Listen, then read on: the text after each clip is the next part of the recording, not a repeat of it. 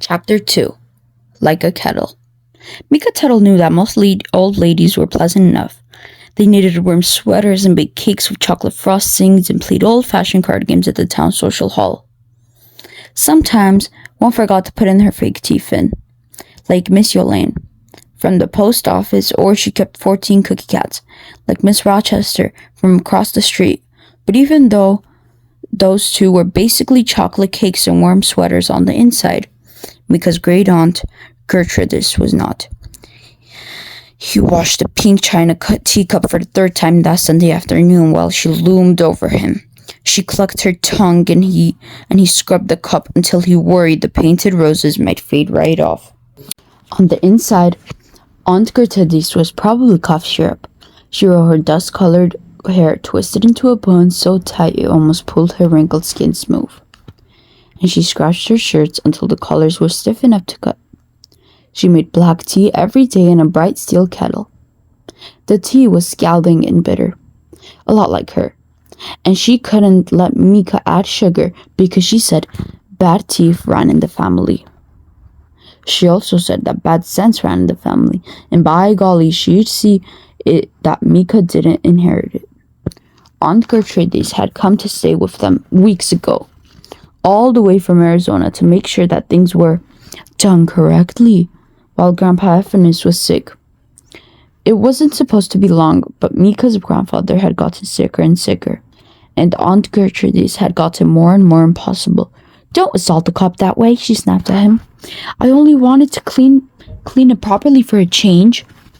The only thing that kept Mika from talking back was the knowledge that she'd kept him up to his elbows in chores for the rest of the day instead of letting him visit his grandfather.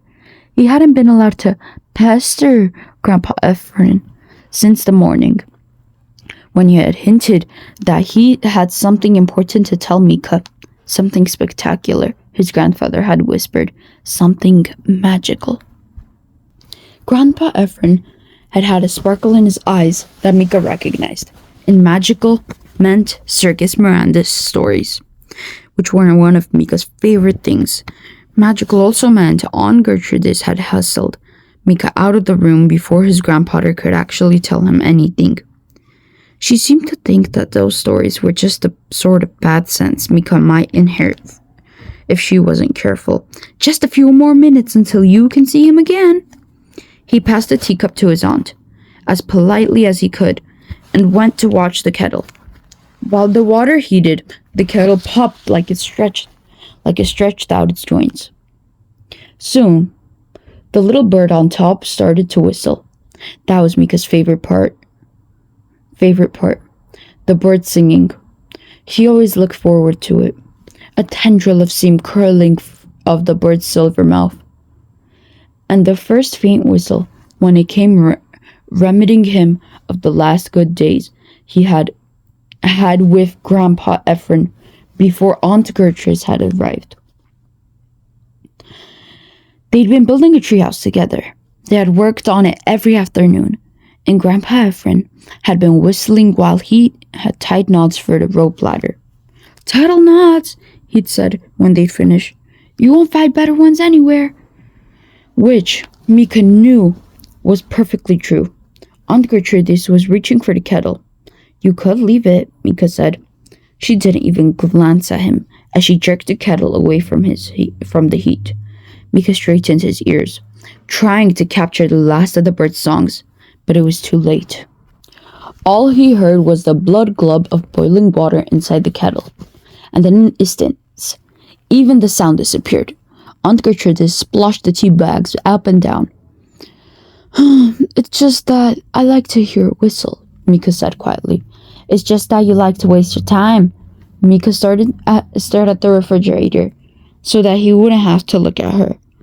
The thing that had once covered the fridge, a recipe for double chocolate brownies, alphabet magnets, a picture of an elephant Mika had drawn when he was 7, had all been papered out with medicine, schedules and receipts, and Aunt Gertrude's calorie chart.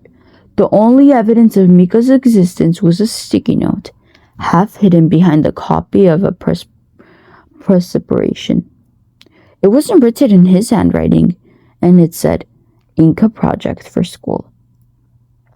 When he had first learned that his grandfather's sister was coming, Mika had hoped she would be as wonderful as Grandpa Ephraim. He had hoped that she would like him.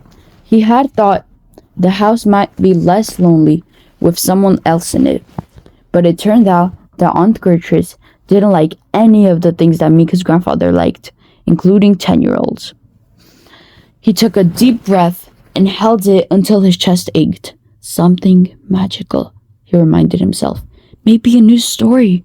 Maybe something happy. Happy sounded like someplace very far and hard to find these days.